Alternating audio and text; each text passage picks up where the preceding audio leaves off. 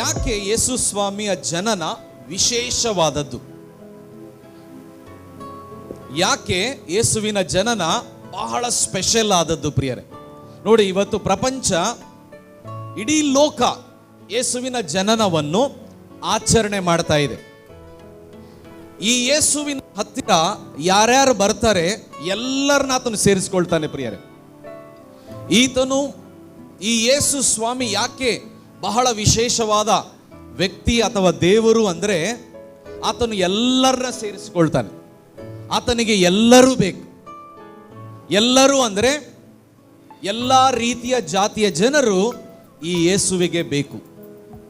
ಅದಕ್ಕೆ ಈ ಯೇಸು ಸ್ವಾಮಿ ಈ ಲೋಕದಲ್ಲಿ ಜನಿಸಿದ್ದಾನೆ ಅಂತ ಇಡೀ ಪ್ರಪಂಚ ಆಚರಣೆ ಮಾಡ್ತದೆ. ಪ್ರಪಂಚ ಮಾತ್ರ ಅಲ್ಲ, ಸೃಷ್ಟಿ ಕೂಡ ಈ ಯೇಸುವನ್ನು ಆಚರಣೆ ಮಾಡ್ತದೆ.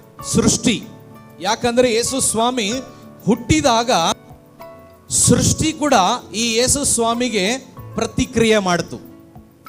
ನಾವು ನೋಡುವುದಾದ್ರೆ ನಕ್ಷತ್ರಗಳು, ಇಲ್ಲಿ ನಕ್ಷತ್ರಗಳಿದಾವೆ ನೋಡ್ರಿ, ನಕ್ಷತ್ರಗೆ ಕೂಡ ಗೊತ್ತು ಯೇಸು ಸ್ವಾಮಿ ದೇವರು ಅಂತ. ಸೃಷ್ಟಿಗೆ ಗೊತ್ತು ಯೇಸು ಸ್ವಾಮಿ ದೇವರು ಅಂತ. ಯೇಸು ಸ್ವಾಮಿಯ ಜನನ ಅದು ನ್ಯಾಚುರಲ್ ಜನನ ಅಲ್ಲ ಪ್ರಿಯರೇ.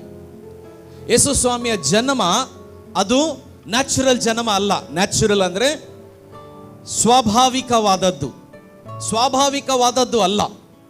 ಯೇಸು ಸ್ವಾಮಿಯ ಜನನ ನ್ಯಾಚುರಲ್ ಜನ್ಮ ಅಲ್ಲ. ನಂದು ನಿಮ್ದು ಎಲ್ಲರ ಜನ್ಮ ಅದು ಸ್ವಾಭಾವಿಕವಾದ ಜನ್ಮ, ನ್ಯಾಚುರಲ್ ಜನ್ಮ. ಯಾಕಂದ್ರೆ ನಮ್ಮ ತಂದೆ ತಾಯಿ ಅವರು ಮದುವೆ ಆದ ನಂತರ ಅವರಿಬ್ಬರು ಕೂಡಿದಾಗ ನಾವೆಲ್ಲರೂ ಹುಟ್ಟಿದ್ದೇವೆ. ಈ ಲೋಕದಲ್ಲಿ ಪ್ರತಿಯೊಬ್ಬರು ಹಾಗೆ ಹುಡ್ತಾರೆ, ನ್ಯಾಚುರಲ್ ಆಗಿ ಹುಡ್ತಾರೆ. ಬಟ್ ಯಾಕೆ ಯೇಸು ಸ್ವಾಮಿಯ ಜನ್ಮ ವಿಶೇಷವಾದದ್ದು ಅಂದ್ರೆ, ಯೇಸು ಸ್ವಾಮಿಯ ಜನ್ಮ ಅದು ನ್ಯಾಚುರಲ್ ಜನ್ಮ ಅಲ್ಲ, ಅದು ಸ್ವಾಭಾವಿಕ ಜನ್ಮ ಅಲ್ಲ, ಅದು ಸೂಪರ್ ನ್ಯಾಚುರಲ್ ಜನ್ಮ, ಅದು ಅಲೌಕಿಕವಾದ ಜನ್ಮ. ಈಗ what is natural, what is super natural? ನಂದು ನಿಮ್ದು ಜನ್ಮ ಅದು ನ್ಯಾಚುರಲ್ ಆಗಿ ನಾವು ಹುಟ್ಟಿದ್ದೇವೆ. ಆದರೆ ಯೇಸು ಸ್ವಾಮಿ ನ್ಯಾಚುರಲ್ ಆಗಿ ಹುಟ್ಟಿಲ್ಲ ಪ್ರಿಯಲೇ, ಸೂಪರ್ ನ್ಯಾಚುರಲ್ ಆಗಿ ಹುಟ್ಟಿದ್ದಾನೆ. ಸೂಪರ್ ನ್ಯಾಚುರಲ್ ಅಂದ್ರೆ ಏನು? What is supernatural? ಅಲೌಕಿಕವಾದದ್ದು ಅಂದ್ರೆ ಏನು? ನಾವು ನೋಡುವುದಾದ್ರೆ ಬೈಬಲ್ ಅಲ್ಲಿ ಮತ್ತಾಯ ಬರೆದ ಸುವಾರ್ತೆಯಲ್ಲಿ 1ನೇ ಅಧ್ಯಾಯದಲ್ಲಿ 18ನೇ ವಾಕ್ಯವನ್ನು ನಾವು ಓದುವುದಾದ್ರೆ ಅಲ್ಲಿ ಬರೆಯಲ್ಪಟ್ಟಿದೆ, ಯೇಸು ಕ್ರಿಸ್ತನ ಜನನವು ಹೀಗೆ ಆಯಿತು. ಮರಿಯಳನ್ನು ನೋಡ್ರಿ, ಆತನ ತಾಯಿಯಾದ ಮರಿಯಳನ್ನು ಯೋಸೇಫನಿಗೆ ನಿಶ್ಚಯ ಮಾಡಿದಾಗ ಅವರು ಕೂಡುವುದಕ್ಕಿಂತ ಮುಂಚೆ ಆಕೆಯು ಪವಿತ್ರಾತ್ಮನಿಂದ ಗರ್ಭಿಣಿಯಾದದ್ದು ಕಂಡು ಬಂತು. ಮರಿಯಳಿಗೆ ಯಾರಿಗೆ ನಿಶ್ಚಿತಾರ್ಥ ಆಗಿರ್ತತೋ, ಯಾರಿಗೆ ಎಂಗೇಜ್ಮೆಂಟ್ ಆಗಿರ್ತತೋ ಆ ವ್ಯಕ್ತಿ ಏನ್ ಅನ್ಕೊಳ್ತಾನೆ ಅಂದ್ರೆ, ಬೈಬಲ್ ಹೇಳ್ತತೆ ಈಕಿ ಗರ್ಭ ಧರಿಸಿದಾಳೆ, ನಾನು ಈಕಿನ ಮದುವೆ ಮಾಡಿಕೊಳ್ಳೋದು ಬೇಡ ಅಂತ ನಿರ್ಧಾರ ಮಾಡಿ ಮಲ್ಕೊಳ್ತಾನೀಗ. ಆ ಸಮಯದಲ್ಲಿ ದೇವದೂತರು ಬಂದು ಆ ಪುರುಷನಿಗೆ ದರ್ಶಿಸಿ, ಹೇ ಯೋಸೇಫನೇ, ಹೇ ಜೋಸಫ್, ಹೇ ಯೋಸೇಫನೇ, ನೀನು ಆಕೆಯೊಂದಿಗೆ ಮದುವೆ ಆಗಬೇಕು.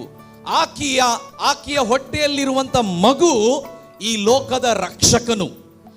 ಆಕೆಯ ಹೊಟ್ಟೆಯಲ್ಲಿರುವಂತ ಮಗು ಈ ಲೋಕದ ರಕ್ಷಕನು ಅಂತ ದೇವದೂತರು ಯೋಸೇಫನಿಗೆ ಹೇಳ್ತಾರೆ ಪ್ರಿಯರೇ. ಅಲ್ಲಿ ನಾವು ನೋಡುತ್ತೇವೆ, ಆ ಮಗುವಿಗೆ ಒಂದು ಹೆಸರಿಡಬೇಕಂತ ದೇವರು ಹೇಳ್ತಾರೆ. ಏನು ಆ ಹೆಸರು ಅಂದ್ರೆ, ಯೇಸು ಅಂತ ಹೆಸರಿಡ್ರಿ. ಜೀಸಸ್, ಯೇಸು ಅಂತ ಹೆಸರು ಇಡ್ರಿ ಅಂತ ಹೇಳ್ತಾರೆ. ಈಗ ನಾವು ನೋಡುತ್ತೇವೆ, ಆ ಯೇಸುವಿನ ಹೆಸರಿನ ಅರ್ಥ ನಾವು ನೋಡುವುದಾದ್ರೆ, ಬೇರೆ ಬೇರೆ ತರ್ಜುಮೆಗಳಲ್ಲಿ ನಾವು ನೋಡುವುದಾದ್ರೆ, ಆ ಯೇಸುವಿನ ಹೆಸರಿನ ಅರ್ಥ ರಕ್ಷಕನು ಅಥವಾ ಅಭಿಷಿಕ್ತನು.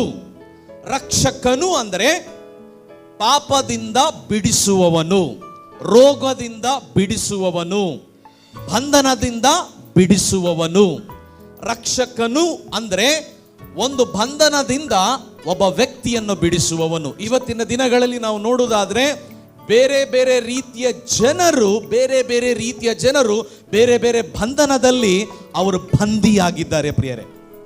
ಈ ಯೇಸು ಸ್ವಾಮಿಯ ಜನ್ಮ ಒಂದು ಸೂಪರ್ ನ್ಯಾಚುರಲ್ ಜನ್ಮ ಪ್ರಿಯರೇ.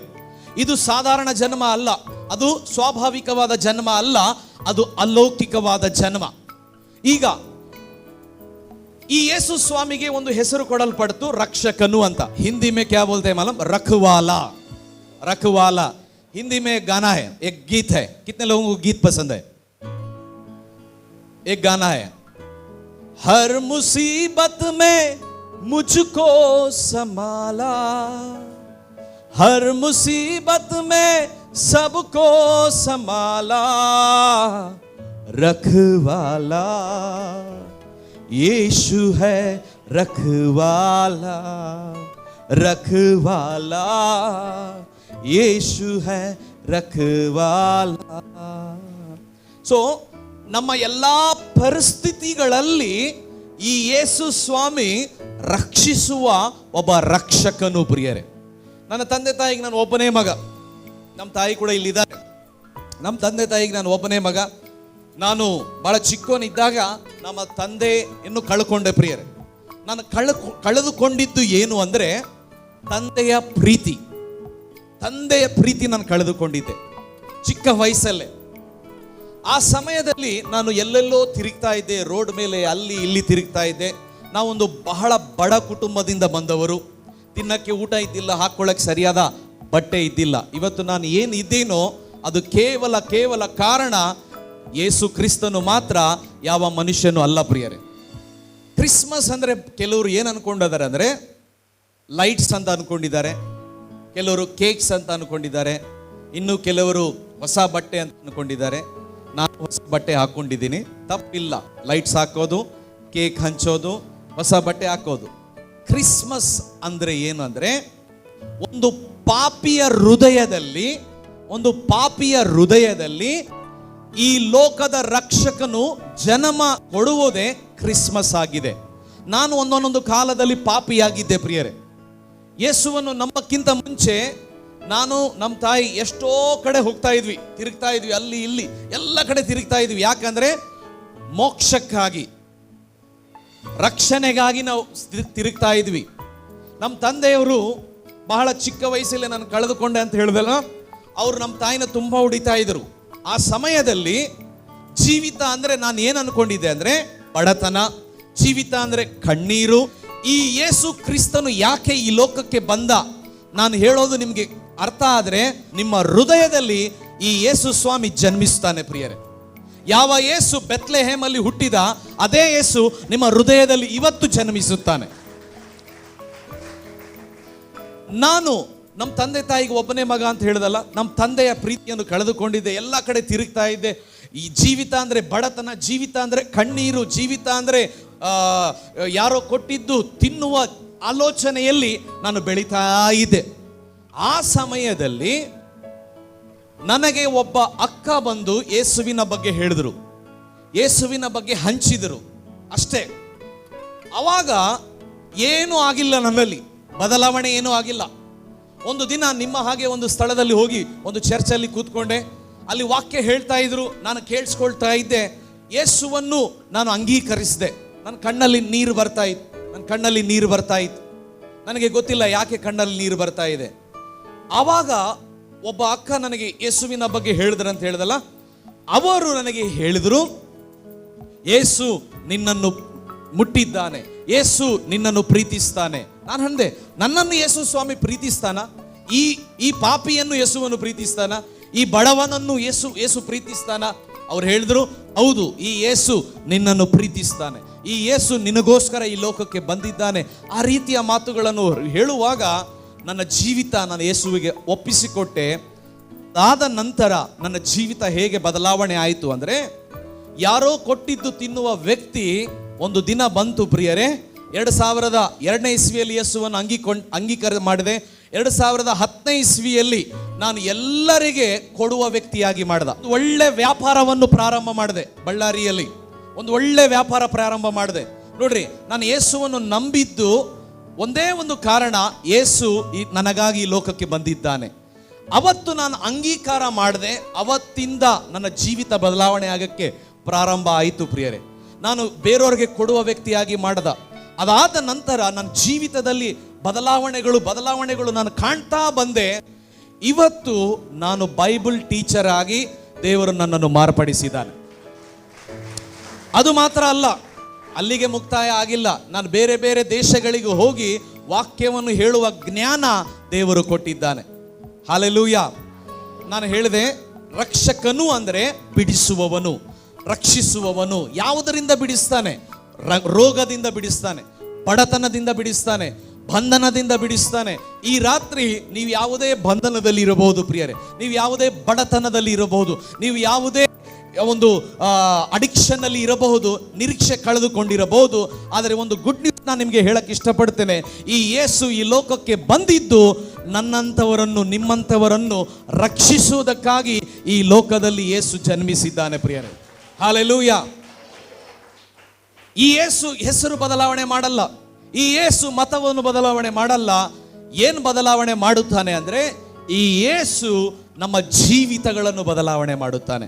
ಯೇಸು ಈ ಲೋಕದಲ್ಲಿ ಬಂದಿದ್ದು ಪಾಪಿಗಳಿಗಾಗಿ, ರೋಗಿಗಳಿಗಾಗಿ, ಬಂಧನದ ಮಾತ್ರ ಅಲ್ಲ, ಈ ಯೇಸುವಿನ ಹೆಸರಲ್ಲಿ ರೋಗಗಳು ಕೂಡ ವಾಸಿ ಆಗ್ತವೆ. ಈ ಯೇಸು ಸ್ವಾಮಿ ಇವತ್ತು ನಿಮ್ಮನ್ನು ಪ್ರೀತಿಸ್ತಾನೆ, ಈ ಯೇಸು ನಿಮ್ಮನ್ನು ರಕ್ಷಿಸ್ತಾನೆ, ಈ ಯೇಸು ನಿಮ್ಮ ರೋಗವನ್ನು ತೆಗೆದು ಹಾಕುತ್ತಾನೆ. ಈ ಯೇಸುವಿಗೆ ಒಂದು ಹೆಸರು ಕೊಡಲ್ಪಟ್ಟಿದೆ, ರಕ್ಷಕನು. ಅಂದರೆ ಆತನು ರಕ್ಷಿಸುವವನು. ಹಲ್ಲೆಲೂಯಾ. ಈ ಯೇಸು ನನ್ನ ಜೀವಿತದಲ್ಲಿ ಬಂದ, ನಾನು ಬದಲಾವಣೆ ಆದೆ. ಈ ಯೇಸು ಅನೇಕರ ಜೀವಿತದಲ್ಲಿ ಬಂದಿದ್ದಾನೆ, ಅನೇಕರು ಬದಲಾವಣೆ ಆಗಿದ್ದಾರೆ ಪ್ರಿಯರೇ. ಒಂದು ವೇಳೆ ನೀವು ನನಗೆ ಕೇಳಿದ್ರೆ, ಅಣ್ಣ ಈ ಯೇಸುವನ್ನು ಅಂಗೀಕಾರ ಮಾಡಬೇಕಾದ್ರೆ ಏನು ಮಾಡಬೇಕು? ನಾನು ಏನು ಮಾಡಬೇಕು? ಸಿಂಪಲ್, ನೀವೇನು ಮಾಡೋದು ಬೇಕಾಗಿಲ್ಲ. ಒಂದೇ ಒಂದು ಮಾಡಬೇಕು, ಹೃದಯದಿಂದ ನಂಬಬೇಕು, ಬಾಯಿಂದ ಹೇಳಬೇಕು. ಹಲ್ಲೆಲೂಯಾ. ಫಸ್ಟ್ ಯೇಸು ಯಾವುದರಿಂದ ಬಿಡಿಸ್ತಾನೆ ಗೊತ್ತಾ? ಪಾಪದಿಂದ ಪ್ರಿಯರೇ. ಬೈಬಲಲ್ಲಿ ಬರೆಯಲ್ಪಟ್ಟಿದೆ, ಯೇಸು ಎಲ್ಲರ ಪಾಪಗಳಿಗಾಗಿ ಈ ಲೋಕಕ್ಕೆ ಬಂದನು, ಆ ಪಾಪದ ಶಿಕ್ಷೆ ತನ್ನ ಮೇಲೆ ಹಾಕಿಕೊಂಡು ಸತ್ತು 3ನೇ ದಿವಸ ಆತನು ಎದ್ದು ಬಂದಿದ್ದಾನೆ. ಈ ಲೋಕದಲ್ಲಿ ಯಾವುದಾದ್ರೂ ಸಮಾಧಿ ಖಾಲಿ ಇದೆ ಅಂದ್ರೆ ಅದು ಕೇವಲ ಯೇಸು ಸ್ವಾಮಿ ಸಮಾಧಿ ಮಾತ್ರ ಈ ಲೋಕದಲ್ಲಿ ಖಾಲಿ ಇದೆ, ಬೇರೆ ಯಾರದು ಖಾಲಿ ಇಲ್ಲ. ಹಾಲೆಲೂಯಾ. ಈ ಯೇಸು ನಿಮ್ಮನ್ನು ಪ್ರೀತಿಸ್ತಾನೆ. ये यीशु आप सबको प्रेम करता है. Jesus loves you. यीशु आपको प्रेम करेगा. आप कौन सा भी तकलीफ में रहे आज, आप कौन सा भी बीमारी में रहे आज यीशु आपको प्रेम करेगा, आपको छुटकारा देगा, आपको एक नया जीवन यीशु मसीह ने देने वाला है. Hallelujah, hallelujah. ಈ ಯೇಸು ಸ್ವಾಮಿ ಮೊದಲು ಬಿಡಿಸೋದು ಯಾವುದರಿಂದ ಅಂದ್ರೆ ಪಾಪದಿಂದ ಪ್ರಿಯರೇ. ಪಾಪ ಅಂದ್ರೆ ಏನು ಎಲ್ಲರಿಗೆ ಗೊತ್ತು, ನಾನು ಹೇಳೋದೇ ಬೇಕಾಗಿಲ್ಲ. ಪಾಪ ಅಂದ್ರೆ ಎಲ್ಲರಿಗೆ ಗೊತ್ತು. ಸಿಗರೇಟ್ ಸೇದೋದು ಪಾಪ, ಹೌದು ಪಾಪ. ಸುಳ್ಳು ಹೇಳೋದು ಪಾಪ, ಹೌದು ಸುಳ್ಳು ಹೇಳೋದು ಪಾಪ. ಬೇರೆಯವ್ರ ಬಗ್ಗೆ ಚಾಡಿ ಹೇಳೋದು ಪಾಪ, ಅದು ಕೂಡ ಪಾಪನೇ. ವ್ಯಭಿಚಾರ ಮಾಡೋದು ಪಾಪ. ಪಾಪದಲ್ಲಿ ಅನೇಕ ಹಂತಗಳಿದಾವೆ ಪ್ರಿಯರೇ. ನೀವು ಯಾವ ಪಾಪದಲ್ಲಿ ಇರಬಹುದು ನಾವು ನೋಡುವುದಾದ್ರೆ ನೀವು ಹೇಳ್ಬೋದು, ಅಣ್ಣ ನಾನು ಸಿಗರೇಟ್ ಸೇದಲ್ಲ, ನಾನು ಪಾಪಿ ಅಲ್ಲ. ಬೈಬಲ್ ಹೇಳ್ತದೆ ಎಲ್ಲರೂ ಪಾಪಿಗಳು ಅಂತ. ಎಲ್ಲರೂ ಪಾಪಿಗಳು ಅಂದ್ರೆ ಈ ಲೋಕದಲ್ಲಿ ಹುಟ್ಟುವ ಪ್ರತಿ ಮನುಷ್ಯನು ಪಾಪಿಯಾಗಿದ್ದಾನೆ. ಪಾಪ ಮಾಡಿ ದೇವರ ಮಹಿಮೆಯನ್ನು ಕಳೆದುಕೊಂಡಿದ್ದಾನೆ. ಅದಕ್ಕೆ ಈ ಪಾಪದಿಂದ ಬಿಡಿಸಕ್ಕೆ ಯೇಸು ದೇವರಾಗಿದ್ದು ಕೂಡ ಮನುಷ್ಯನಾಗಿ ಈ ಲೋಕದಲ್ಲಿ ಜನ್ಮಿಸಿದ. ನಮ್ಮೆಲ್ಲರಿಗೋಸ್ಕರ ಆತನು ಶಿಲುಬೆ ಮೇಲೆ ಸತ್ತು ಪ್ರಾಣ ಕೊಟ್ಟು ಈ ಯೇಸುವನ್ನು ನೀವು ನಂಬುವುದಾದರೆ, ಈ ಯೇಸುವನ್ನು ನೀವು ಕರೆಯುವುದಾದರೆ, ನಾನು ಒಂದು ದಿನ ಕರೆದೆ, ಯೇಸುವೇ ನನ್ನ ಜೀವಿತದಲ್ಲಿ ಬಾ, ನಾನು ಕರೆದೆ ಯೇಸು ಸ್ವಾಮಿಗೆ. ನೀವು ಹೇಳ್ಬೋದು, ಇಷ್ಟು ಸಿಂಪಲ್ ಬ್ರದರ್, ನಾನು ಯೇಸುವನ್ನು ಕರೆದ್ರೆ ಯೇಸು ನನ್ನ ಜೀವಿತದಲ್ಲಿ ಬಂದ್ಬಿಡ್ತಾನ? ಹೌದು, ಅಷ್ಟೇ ಸಿಂಪಲ್. ನಾನು ಏನಾದರೂ ಕೊಟ್ರೆ ದೇವರು ನನ್ನನ್ನು ಆಶೀರ್ವದಿಸ್ತಾನೆ.